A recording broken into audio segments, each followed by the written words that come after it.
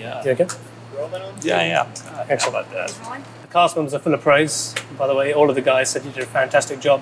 What was it like for you working with the old timers? I mean, you go back a long way with Don Sutherland and Great. James Well, Garner. I've known them all. You know people for over the years. You know them from being unemployed actors together, hanging around town. He just directed the film like he always would, and he's a wonderful, wonderful director. He's an easy director. You know, he doesn't push things at you. I never heard him raise his voice. We had a great time. We told a lot of jokes and told a lot of stories. I was nervous about playing it. I was insecure. If anyone else had sent me the script, I would have turned it down.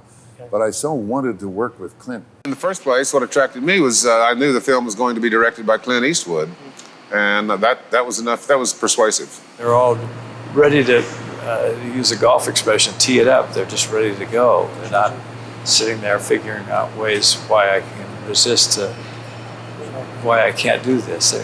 They know what they have to do, and a switch goes off in their brain, and they come in and they're ready to fire the scene. And so sometimes it's fun just to start shooting, see what happens. Maybe it's no good, maybe it's good. And sometimes if it's not what you want, then you have to stop and work with it a little while, and then other times it exceeds what you want. You go, wow, interesting. If James Garner had been born 30, 40 years earlier, you had got that certain look which comes from the 30s and 40s, and you know maybe you would have had a bit more prolific film career as opposed to television. Do you go along with that, or? Well, it's possible. It's possible, but I've been very happy with my career, what I did. I was very, early in television and very successful in television, and I'm proud of that.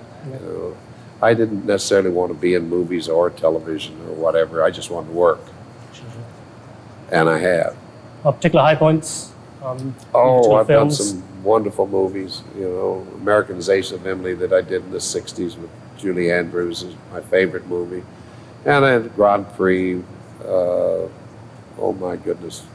The Maverick film with Mel Gibson I loved. And, How about The Great Escape? Great Escape, yeah, one of them. Victor, Victoria. I've been very fortunate. I've had a lot of good movies.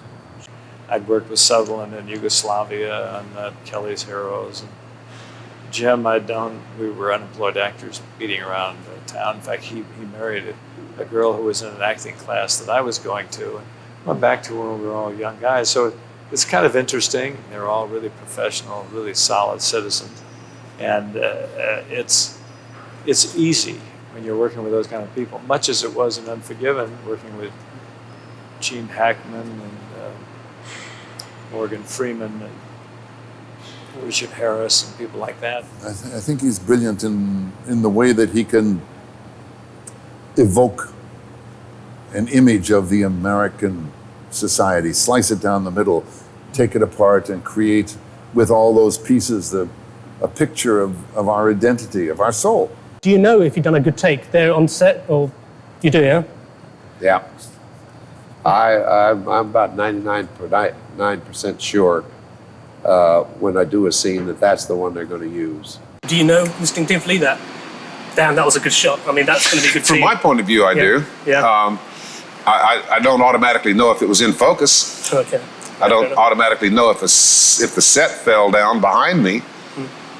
I don't automatically know if the f-stop was correct. I don't automatically know if they had the right polarizer or the right filter on. But I could find all of that out. No. If you say you've nailed it, you probably haven't. You don't have that result. And even when you see the dailies, it doesn't make any difference. But movie making is about montage. It's about editing.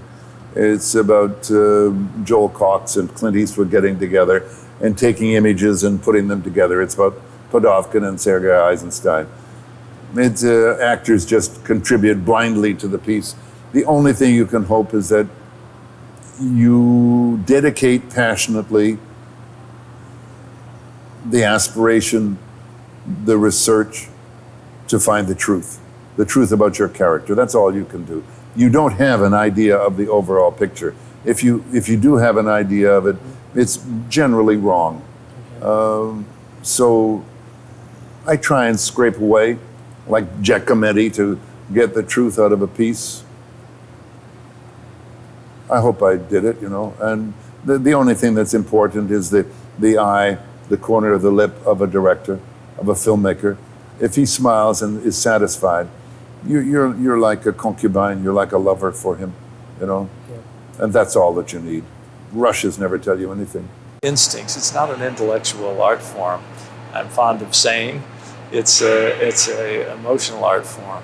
But when you allow your emotions to work with it, and your instincts to work with it, you can get very good results out of it.